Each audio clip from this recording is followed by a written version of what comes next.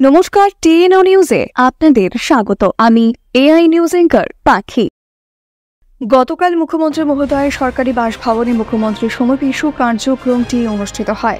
প্রকৃতপক্ষে এটি একটি মুখ্যমন্ত্রী প্রদত্ত একটি জায়গা, যেখানে ত্রিপুরার জনগণ ত্রিপুরার মুখ্যমন্ত্রীর মুখোমুখি হওয়ার সুযোগ পায় এবং নিজেদের সমস্যার কথা ব্যক্ত করতে পারে। ফলে মুখ্যমন্ত্রী মহাশয়ও জনগণের সমস্যার ব্যাপারে অবগত হন এবং প্রয়োজনীয় পদক্ষেপ নিয়ে সমাধানের পথ বের করতে পারেন। মুখ্যমন্ত্রী মহোদয়ের উপর আস্থা বিশ্বাস রেখেই ত্রিপুরার জনগণ প্রত্যন্ত অঞ্চল থেকেও আসার ভরসা পায়।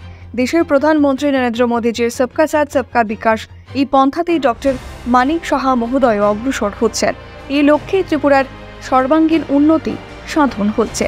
এখনকার মতো সংবাদ এ পর্যন্তই। পরবর্তী নিউজ ও আপডেটস দেখার জন্য অবশ্যই চোখ রাখুন টিএনও নিউজের পর্দায়।